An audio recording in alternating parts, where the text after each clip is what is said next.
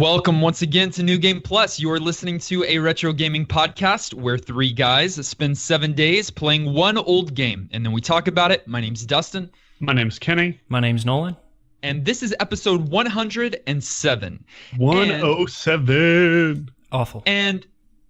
And Super Mario Odyssey released 2 days ago at the time of this recording. Yes. Reviews are coming in, and as you can imagine, they are raving. But even more than that, to put things into perspective, the aggregate reviews for Super Mario Maker, which I think is the most recent release in the Super Mario franchise, got an 88 out of 100, so that's good. Yeah. Super Good. Mario 3D World before that came out at a 93.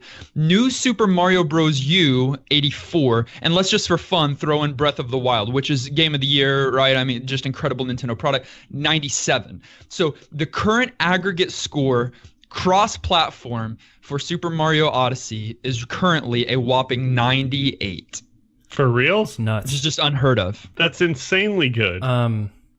Yeah, and from what I've seen, completely deserved, because that game looks sick. And I didn't even care until you told me that it's received that good of ratings. I was like, like Mario, kind of overhyped. Sure, I don't whatever. listen to all ratings. I really don't. So like that didn't like make me super hype, but because I was already super hype. But I believe that the hype is true in this case. I cannot wait to get a Switch. I keep saying that I need one, and this might be the tipping point. Do you understand how well the Switch will do this Christmas? Oh yeah, they'll be sold out soon. They're nailing it, not only with their is it third party or whatever, or I don't know if that's what it's called, but with their other, how they're like bringing letting in other Skyrim games. on. Yeah, that, not only are they doing that, but that's 2 games in the same year from Nintendo scoring a 97 or higher for the Switch. Not exclusive, right? Or no, exclusive? Switch exclusive.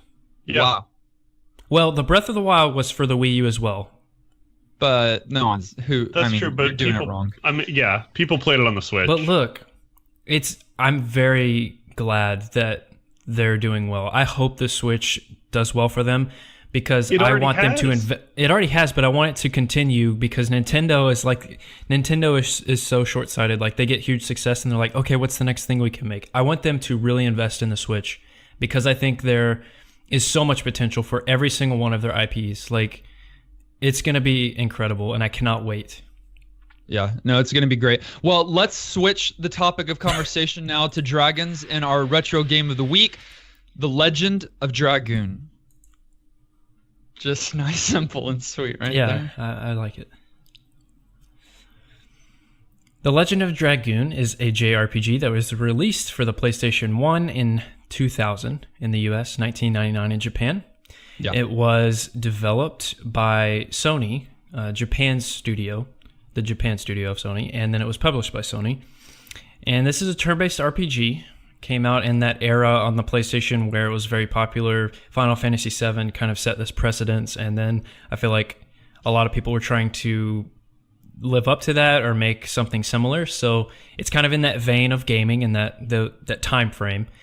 I would, to kind of give you a visual representation if you have no clue what to think about, like Final Fantasy IX is what came to mind a lot while playing this game this week, with some huge nuances, but for the most part, it's just that high fantasy. It's not like futuristic world or anything. It's just like a fantasy world with dragons and fantasy stuff. And castles and, like that Knights and stuff, stereotypical, yeah.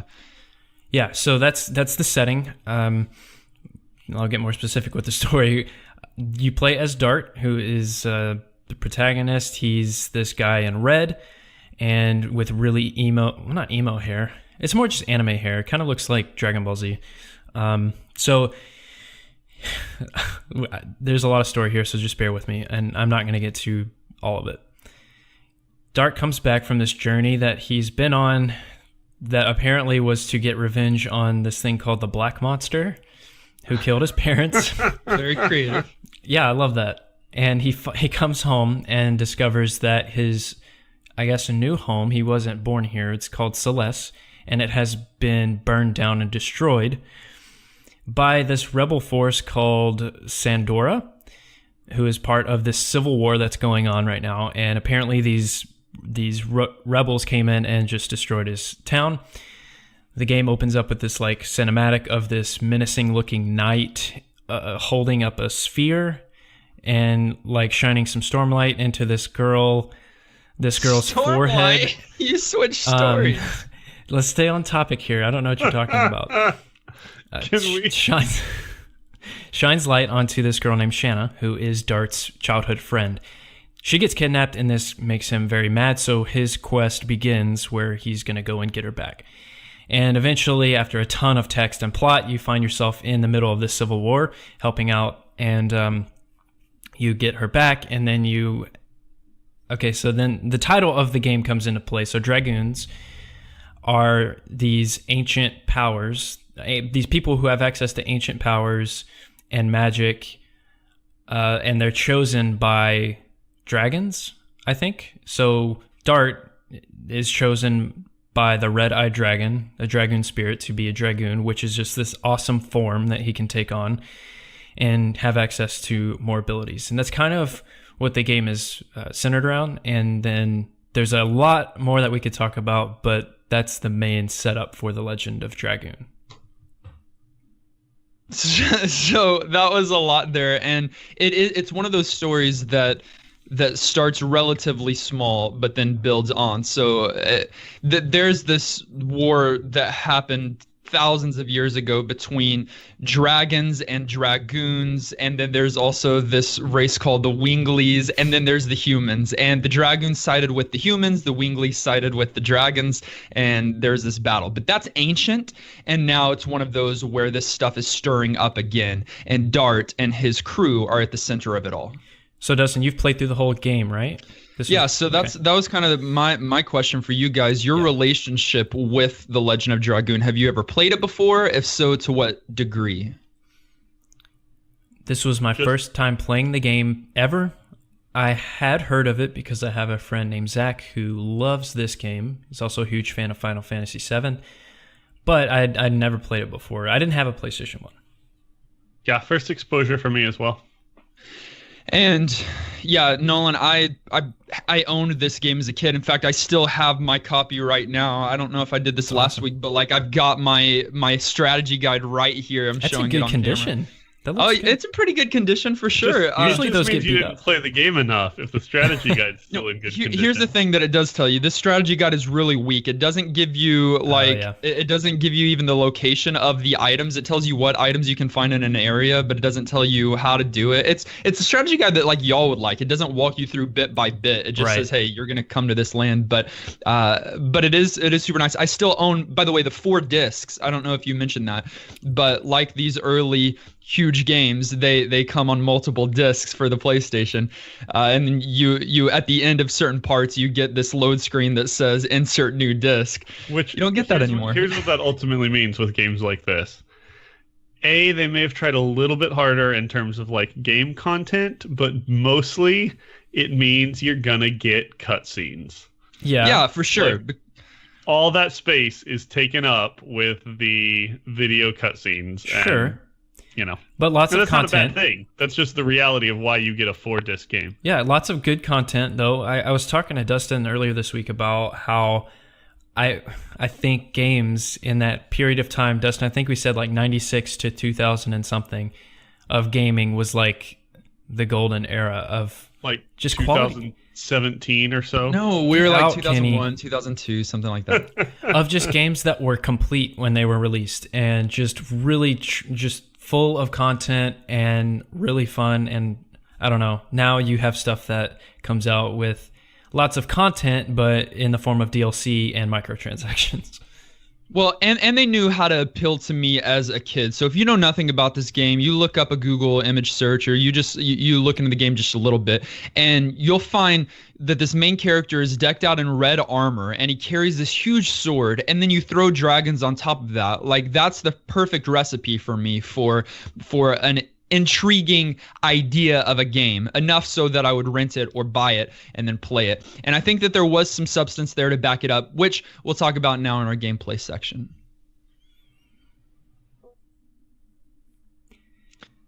Kenny should probably start us off, since last episode he didn't talk any.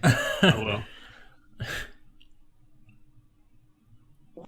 So Nolan mentioned that this is a JRPG, and that means it plays very stereotypically like games that you've probably played and are familiar with. Some of the Final Fantasy series, some Kingdom Hearts, kind of that very typical turn-based, we're 3D at this point, action game where you are not only going through random battle scenes, but then also boss encounters that move the story along, and you've got both an overworld map and like cities and dungeons that you're navigating, and a whole series of those kinds of movements. Random encounters, level up, random encounters, or at least quasi-random encounters. This one, it felt like it was almost on a timer system.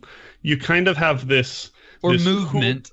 Or movement. You kind of have this like cooldown where some games it's truly random. Like as you walk, you could see kind of when you were almost due for another random encounter, which I didn't love that. They did a lot of things with colored arrows over your head in this game. Not just your own character kind of telling you how close you were to a random battle, but also to telling you how close an enemy that you were fighting was to dying. But like in Final Fantasy VII, you can turn all of those off with the click of a button. Sure. So you don't have to rely on those, or you don't have to be looking at those. It makes the game that much harder because it's set on already illustrated and drawn backgrounds. So it's hard to find sometimes a door or where you're going or an exit or entrance if you don't have those things turned on. I kind of appreciated them this week since I was on a time crunch. Like, by the way, I didn't beat the game. There's just there's 4 days. So like. Having to play as much as I could in a short time, I liked that those indicators were there, though. Yeah, they're helpful, especially for navigating space. You know, they were more obnoxious for me in the like, random encounters coming up, your enemy's almost dead. You know, some things that I didn't love as much about them, but in general they were appreciated. One of the things that makes this game unique as an RPG is the addition of additions. And so additions are... Don't laugh at yourself. Yeah, no one else laughed. laughed. All the time. It's the only way I get by. No one liked that. Additions are the unique element that this game brings to your battle system. Yeah. And it's basically an interactive real-time element of the battle system where you're having to line up button presses with things going on the screen, and your ability to perform those correctly and to kind of time your interfacing with what's going on in the battle allows you to do more damage, more and better things depending on which skill and which edition you're choosing to use. And so that was somewhat novel, and I thought very nice in that it did give you a kind of skill-based interactive sort of thing. It's like critical to battles. Like at first I thought it was just an extra thing, but then you realize like, you need to get good at additions. And I loved that aspect of the battle. And I like turn-based battles in Final Fantasy games and games like this where it's just like a menu and then you take turns attacking. I really appreciate that they added another element into that didn't make it too cumbersome. Like it didn't get in my way. I was always ready to do one, Well, it's super cool because you don't get punished. Most of the time, you don't get punished by missing it outside of you not doing more damage. There's exceptions. There are certain battles where the enemy will get a counterattack on you if you don't complete your addition. And then there's many enemies that have the opportunity. I think this is somewhat random, or it might be stat based, where instead of a blue box that is quickly getting smaller to where once it hits the target in the middle, you have to press your button. It's a red square, and you have to press a different button. So instead of X, you have to press O, and if you don't, then they do a counterattack that damages you and throws you back, ending your addition. But if you nail it, you can continue going through your addition as regular. And so it's just this. It's really this addition to the whole, turn-based mechanic of just plotting out what attacks you're going to do in what order. It throws in this extra amount of skill, which either you're gonna like it or you're gonna hate it. But it definitely throws in another challenge that is based on your ability, and so you can only get mad at yourself. Yeah, like and you can get really mad at yourself. You will, especially because you start with relatively easy additions. You've got a character called Rose who really just has a one-click addition for a long time, and she does some good damage with that. But then I this week got to, I think, my level 5 addition with another character, Lavitz. It's called Gust of Wind Dance, and it is the most ridiculous thing where you have to have 6 time perfect strikes, and they're not like concise or not concise. They're not like exactly spaced out. They are all at different kind of tempos, and so you just have to get used to this, and you don't know what's coming next until you practiced it that many times. So it can get frustrating. I hate Lavitz. I don't like that guy. He was probably my least favorite in the party. He doesn't do good damage either. Well, if you play long enough, then here's the thing. Once you've got more than 3 people in your party, you can switch Lavitz out for a different character, or you can just wait until in the story when you can't play with Lavitz anymore. Oh, wow. Okay. So there's also this limit break mode, and for Legend of Dragoon, it's called Dragoon mode. And you, so you build up your special points by nailing your additions, and then once you've gained a certain amount, you can go Dragoon mode. And you turn into a dragoon, which is really just your armor becomes more specialized, and you sprout wings, and then you're floating, you're flying, kind of. Right, and can just be generally more awesome. Yeah, but a lot more awesome, and you've got 2 different abilities there. You can attack, which that's based on kind of the same kind of addition mode, but it's more time-based. And then you can use a variety of magic spells that you gain throughout the course of the game, and you do increase damage with each of those. If you only have one of these limit breaks stacked up, then you retransform back into a normal human afterwards. If you've got 2 or 3, you can use all 3 of them or whatever before you transform back. And the way they balance that out, correct me if I'm wrong, but you don't have access to items in Dragoon form. So a lot of healing is, at least from my experience, was from items instead of spells, which is something I wasn't used to. And also something really cool that I loved about the mechanics, the defend.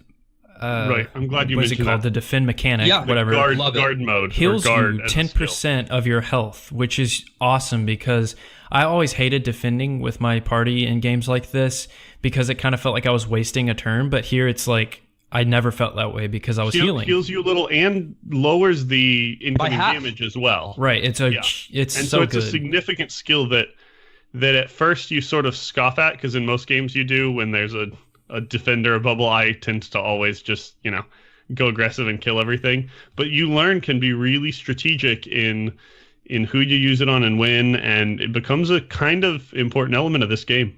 Well, especially for me who doesn't like to spend my money at ends or on extra items. Like, by the way, you can only hold 32 items at a time, which is frustrating for people like me who love to just hold infinite. But I really actually like it's creative. It's frustrating, but it's creative because it causes you to think what you're going to, because you've got some offensive items too that you're going to want to use because sometimes those are the things that do a lot of damage to someone that has a high defense stat. It's also slightly more realistic. I mean, people don't play these games to like role play them, but the Mary Poppins bag of I'm going to put in 256 healing potions and, 7 extra swords and 19 sets of armor and just carry all of that around in my back is kind of ridiculous when you think about it. And so I like that it's they're like, you know what, this is what you can hold. Deal with it. It is, but I've never tried to consider where Cloud is keeping all of his high potions before. Like you're playing it wrong. But items. What were we talking about besides items? I was talking about how you don't have access to that or defend while in Dragoon form, so it's balanced. Yeah. But I don't like to use items if I don't have to, and I don't like to use my money to spend on ends. So sometimes I would leave myself in a battle with only one enemy left, and then I would just guard all the way so that my health would get back up and then take out the enemy. That's smart. I don't have that patience. It goes actually relatively fast because you're grinding your healing. Yeah, not absolutely. even like your battles. No, that's smart. I didn't even think about that. That's free healing. It doesn't cost anything. No mana. Just takes your time. Cost your time. Well, if I'm playing this game as a kid, though, that's all I got is time. I would play this game nonstop. Let's talk about where we are in the game. So I'm assuming that you only have Dart, Shauna, Lavitz, and Rose in your party. Is that a fair assumption? You're correct. I'm past Hoax where you get access to Dragoon form. Yeah. So that's kind of your party for a while. For the majority of the first disc, if not the entire first disc. I think you might get another character in the first disc, but after that, you get some more characters. How many of them are Dragoons currently? 2? Yeah, I'm just Dart and Rose? in that process too. I think so. Yeah. Okay. Rose and Dart. So that's another aspect of this game. As you play, your story brings you across the path of either other Dragoons or other of these, they're not called crystals, but other of these Dragoon spirits, and they've got to go somewhere or latch on to someone.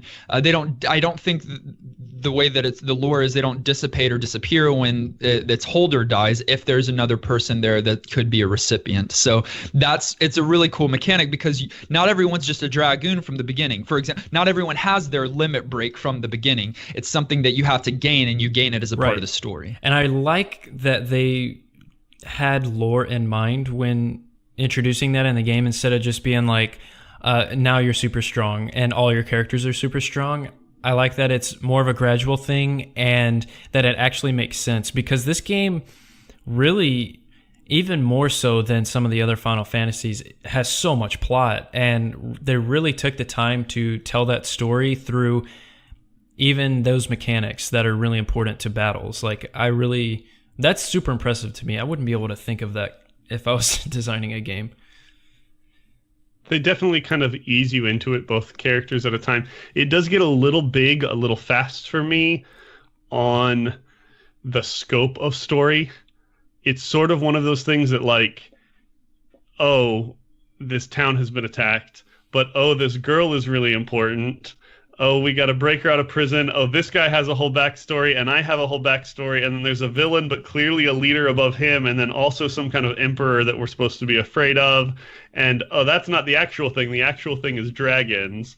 But we're dragons, but really there's this monster that's a black monster. It gets really big, really fast, and it doesn't take a lot of time to develop. Bring it on. I love that. I don't mind it. It's a hokey JRPG. That's exactly JRPG. Like, you don't have capital J.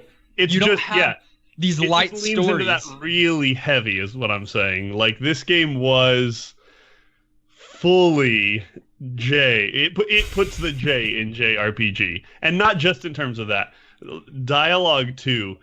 I know some of this is because JRPGs in translation, and some of this is just their style. But the dialogue in this game was pretty hokey. Yeah, no, I felt that, and you get that with JRPGs. You do, but it was especially rough in this one. It was, and the writing's nothing special. Like, you literally have someone saying, "I hope nothing bad happens in this next area," and then the music's like that bad. Yeah, and then something bad happens. No, it really is that bad. And then you've got Dart and Shauna trying to flirt at the beginning for a while. Gosh. Like, it's real. It is rough. But one of the things that helps counter that for me, the deeper you get in, the wider the story opens up, and they've really planned out what this lore and this background for this area, this kingdom, this world, and it's something that I end up appreciating. And then there's dragons. Yeah, that always helps. Dragons always help. Usually. Like, when you can just do cool stuff and have cool moves, and at least have that sort of reward of, okay, there's something here. It's nice. One last thing to know in our gameplay section is the final boss bite. What? Just all the way down there? Yeah, Okay. but I also said the final boss bite, which I don't know what that He probably bites. The final boss battle. I just want to go there because I recall it, and then looking in the strategy guide this week made me remember, and I'll show you guys after the episode. But okay, I think it's one of the hardest boss battles in all of video game history, in the sense that for all boss battles, especially JRPGs, you've got multiple forms, right? They one form dies, turns into another. I think you've got like 8 in this one, but then on top of that, in the strategy guide, they've got how you need to stack up and armor your people, what level you need to be at, and then it walks you through step by step what moves you need to do to complete it. Because if you don't, you're going to die. Like, it's that difficult. It's that ridiculous of a final boss fight. That's nuts. Is it not just grindable? Because that's my answer to most of these. Is just go out and overpower myself and then go back. And if you over tweak the game. What's interesting to me is that that's the case when, from my understanding, across the board, they actually toned this game way back when they did the American release. One of the big things about the Japanese version of the game was that everybody said it was even significantly harder. And this was a game that isn't hard, but is certainly not like a walk in the park. Yeah, especially, and a lot of it's dependent on whether or not you're hitting those additions. But that is true. Yeah, massively. Some of us, at least at first, were really, really, really bad at it. He's like, some of us. Yeah. Yep. But yeah, I think I think they did have to bring the level of difficulty down when they brought it to us. Crazy. Not only was it already too difficult, but then we're Americans, and historically we're not as good at that as video games as others.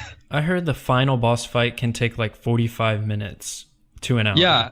Yeah, That's which wild. In today's standards, you might have some of that. Like, I had heard some of the talk about the Final Fantasy 15, some of those like monster bosses taking even days that you have to come back to. I don't know how much legitimacy there is to that. But back here during this time, 1997, 98, 99, whatever it is, that you're not having boss battles that's notably epic. Wow. For that era. I mean, there were some long ones. Sure. And on your final one, you always want it to be rewarding. You want enough to feel like it really is a final boss, but that seems a little excessive, even with that in mind. Truly legendary.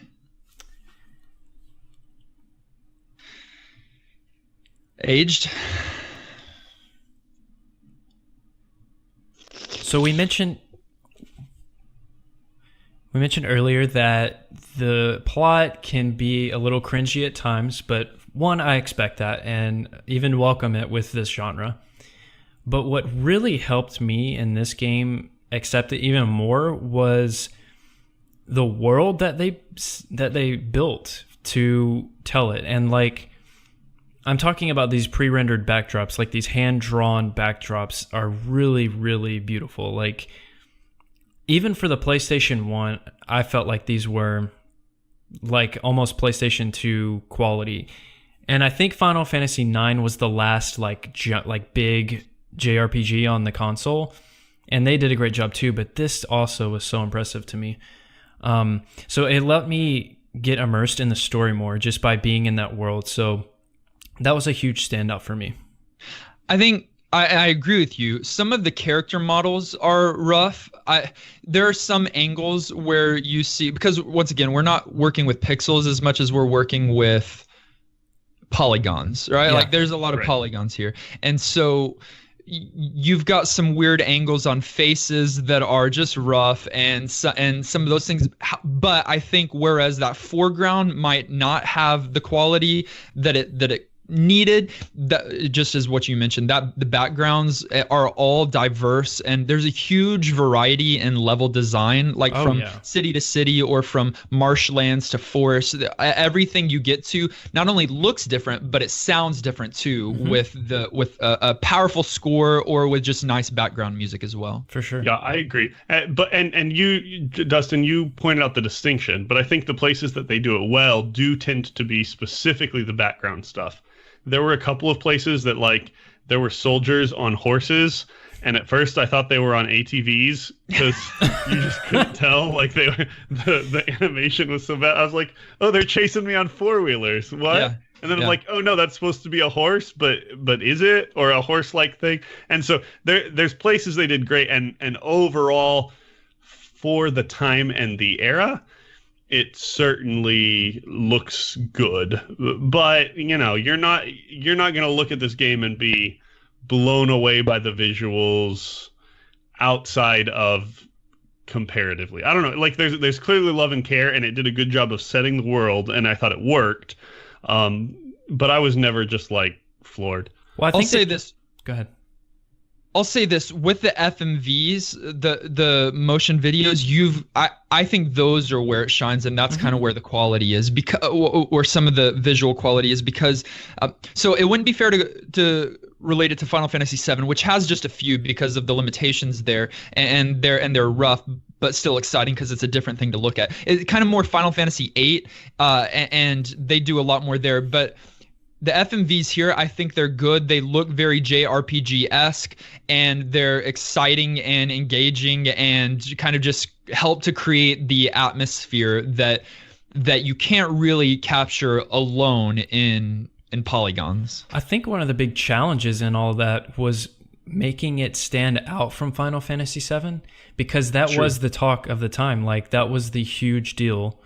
And I do think that a lot of companies, this one maybe Sony was in on this, trying to make their Final Fantasy VII with this game. But I personally think they did a good job of making it unique and feel different from Final Fantasy VII, even though a lot of the gameplay mechanics are the same in the way that you walk through the world and have random encounters and yada, yada, yada. Especially when you're talking something that's competing with something that's more well-known, a lot of times the little stuff you don't look at, but they did a good job, I thought, even with the little unimportant details, which can be so huge in how easy it is to go back and play a game. And that's stuff like your menus, like your button layout, the clarity of what your actions do and how. And they did a great job in this game of making stuff clear and concise and understandable and visually appealing. And on those kinds of fronts, it was really tight. It was an easy game to pick up today and go back and play. There weren't many hurdles to accessing it, And I think where it stands out in a unique way and in an aged factor is that of gameplay. Like, I think that's the thing that sets it apart, specifically what we've already talked about at length with the additions and how that changes how your battle system takes place, and it gives you a fresh feel on limit breaks. I think all of those things were something that was relatively new during this time, or at least perfected, and something that I think ages well today. In fact, maybe even more so. I think for a lot of people, they've grown tired of just turn-based battle systems. Nolan, I know that it's not your favorite, right? I'm okay with it. Okay. It's not my favorite, but it's a nice middle ground. It gives you at least a little something to do. I don't know that I felt like their implementation of it was perfect. I felt like the accuracy that was required was almost a little punishing. Like, it was more difficult than I thought it needed to be for what you were trying to do. But I'm with you. It's the unique thing about this game, and certainly what made it novel. And yeah, if anything, we've gotten to where games try to be so accessible that they almost don't require some of that kind of stuff. And so I thought it was welcome. The hurdle for me, and probably where it didn't age so great personally, is the time factor that goes into playing and beating this game. So it's like 55 hours. We said that's 4 discs. And a lot of that time is spent hitting those additions in battle. And the limit break animations, like where the screen does this epic thing, those can take so long. I watched some of the later ones, and it takes like over a minute. Yeah, and you can't skip them, and it's like... To be fair, in your options, you can configure that to where it's short. Okay, well, at least you have that. But that's a really long game either way, and I'm all for long games, and I would play this game nonstop. But just today and where I am in life, this is a personal thing maybe, I just can't commit that much time to playing this game.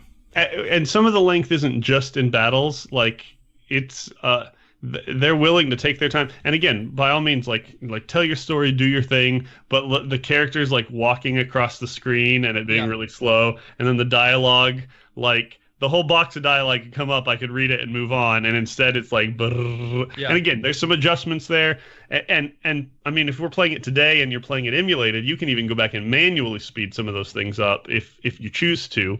But nevertheless, there are some hurdles in terms of age, just with the kind of breadth of the game and the pace of the game.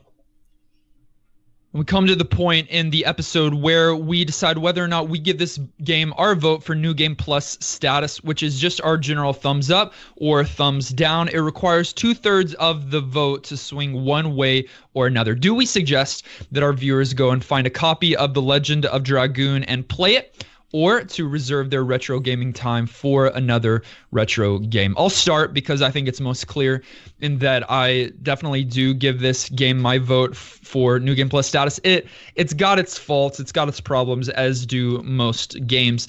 But I think it's one of the premier and often overshadowed JRPGs of the late 90s. I think it's an excellent game, and it's got some unique quirks to it that causes it to stand out from the rest and just be an exciting game. I think a lot of people would really love it. I do think that, along with what Nolan said, you're going to have trouble, people our age or around our age, finding the time to play this game all the way through. But at least open it up and see what you think, and maybe it will draw you in, and it'll be worth your time. Nolan, what do you think? For me, it was really refreshing to play a JRPG like this that was not made by Square or Squaresoft or Square Enix. I didn't know that other companies made games like this, and I don't think there were many, but it was just refreshing to have a take on the genre that was similar yet really unique. And it felt unique for sure. Yeah, and some of the gameplay decisions and mechanics. So yes, I do give it New Game Plus. I think that even though I don't have that time to commit to it at long sessions, I think it's worth having a file save that you return to weekly or daily and spend a little time with and eventually beat it. I think you should play the game. It's great. Yeah. Awesome. Kenny? I'm glad ultimately that you guys landed there. I would say I would also give this game New Game Plus, but barely. And probably only because it's a genre that tends to be my go-to. There were some great things. I love the addition system, though that ultimately wasn't as intriguing to me as some of the other competitor games, magic systems.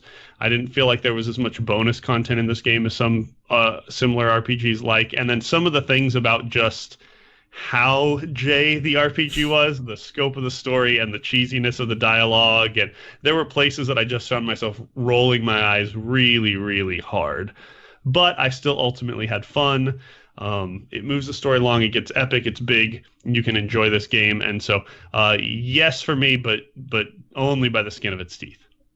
All of that is fair, but the charm won it out, and The Legend of Dragoon does receive our vote for New Game Plus. It's a fun game. Hey, Kenny, you got a lot of headspace. Can you bring that down just a little? Yeah. Okay. You gonna do it right now or later? Oh no, that's really awkward. Okay. Like just a random cut in the middle. I'm just gonna slowly sit up taller, and then. Okay, that's fine. And then I'll just bring my camera in tighter next episode. A few of our viewers, they wrote in. Antonin wrote in, and he said, "Hello all. Before we get into the game, let me ask you something. Did you all go to college?" Yeah. Yes. Yeah. I went for a little while before dropping out to work, but I remember one thing very distinctly that I hated: all-nighters. Did any of you have to do any of those? No. Yeah. Kenny, I kept you up to finish your paper in my room that night. Not doing schoolwork. I did a couple all-nighters with school. I did a couple all-nighters with like school-related projects, but not classwork. And then I did a couple all-nighters with video games. So, Antonin said, I did intense nights of studying or doing homework, the stress of the next day, passing out on your desk. How many hours of sleep did you get those nights? 3? 2? Well, 2 hours is how many of sleep I got the last night, and every night for the past week, which is why I barely played the game. Now, the game, I like it. The music is great quality. The graphics are awesome. Did I mention that I love pre-rendered backgrounds? Dustin? I'd say Dragoon was better than Final Fantasy VII, but that makes sense because Final Fantasy VII is a tad older. I wish I had this game as a kid because long story-driven RPGs would be right up my alley. I had a lot of time on my hands when I was a kid. However, as an adult, I can't imagine trying to complete it. Yeah, we talked about the reality of that, of fitting a game that's a scope into just life today, and it certainly is a realistic hurdle. Also, I'm not going to let Dustin be this guy because he wants to be, but you're totally wrong, and Final Fantasy VII is way better, but that's okay. We forgive you. Neither of us three have children currently, and I think Antonin just has like two or three. Just got a new one. Just like got a new 17 one. Or so. 17. So I imagine that your all-nighters are not because you've been playing a game too long. Right. Dylan also wrote in and he said, I have been waiting for this game since shortly after the inception of the podcast. The Legend of Dragoon was a game that I loved so much as a child and was reminded of why as I played along this week. To start, you can harness the power of dragons. That in and of itself should be enough of a reason to love this game. A few of my favorite things: I love the battle mechanics that allow you to play an active part in each attack through additions. I love the characters and easily find myself identifying with Dart, which means that the developers did a phenomenal job of drawing me in. It heals. The guard mechanic is such a small concept, yet makes a huge difference in this game, and it is a difference that I love. It heals and cuts damage in half, which is great, and allows you to sustain much more damage without using health pots. With all that said, there are some things I had an issue with. Long cutscenes and dialogue, which made it difficult to play a lot this week. In the villages with tons of doors and houses, I could have used a map or something that helped me navigate. Some of these places were like mazes. Even with minor issues, this game is fantastic, and this was truly a nice remedy from Color a Dinosaur. Oh, wow. Can we just not talk about that game anymore? We just agree that it happened and be done with it. I think he pointed out things that we all have pretty much already said, not to take away from his email, but to just say, Dylan, we agree with you. Great observations. And yeah. I wish I could play games like this, or I wish I would have played games like this when I was a kid and had more time. It's like really sad to me that I don't have that time. I mean, I'd be super lazy, so it's probably good that I have a job and stuff, but yeah. Yeah, it probably is. We actually haven't played a co-op game online, any of us three, I know, it sucks. Like quite a long time. 6 months at least, which is sad. That's very sad. Destiny 2 just hit PC, but I don't know. Didn't Kenny download a game that we could potentially do? Yeah, and he was the only one. I thought we might play a game, but then life. Hey, thank you for sending in your emails. You can always send us your thoughts on the Retro Game of the Week to ngppodcast@gmail.com, or just tweet us or find us on social media. We'd love to include your thoughts as a part of our episode next week. But for now, we're going to put The Legend of Dragoon to rest, and we're going to randomly select our next Retro Game of the Week, which is... Whoa. What? He cracked. You did not... You did not hide that face well at all. I didn't do nothing. I ain't do nothing. No, I'm scared. Man, I always want to play more of the game we just played.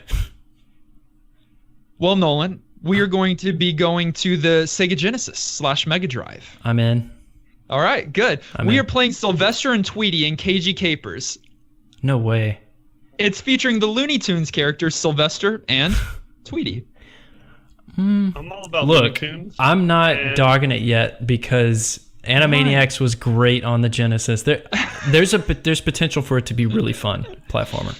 Oh man, this came out in 1994. It is a platformer. It's all about that cat and that bird. So find a copy of this game. You probably have it in your gaming collection. So it's a must buy. Pull this out and stick it in.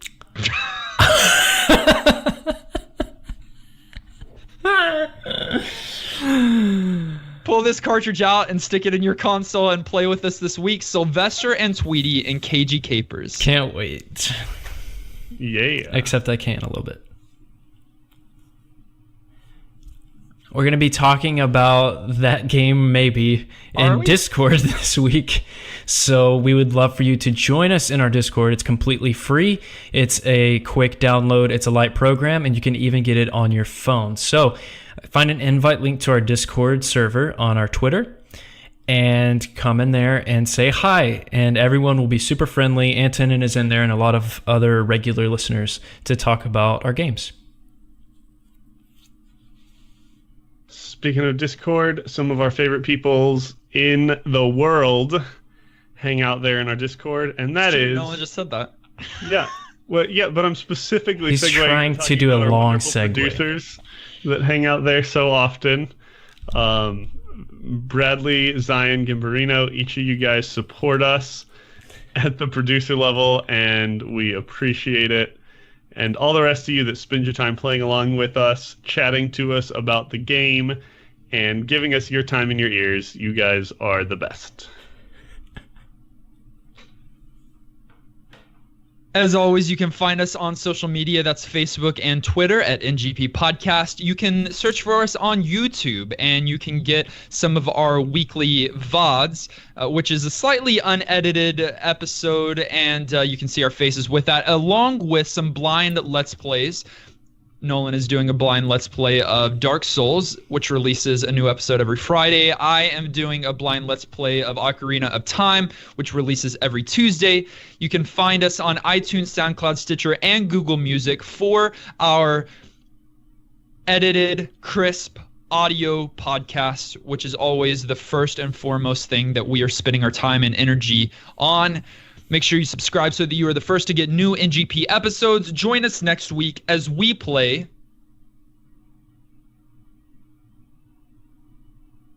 Sylvester and Tweety and KG Capers. Until then, I'm still Dustin. I'm Kenny. I'm Dart. And I'm Shauna. And this has been New Game Plus. Y'all ain't even dragoons. Dustin and Shauna. Kenny, you're Lavitz.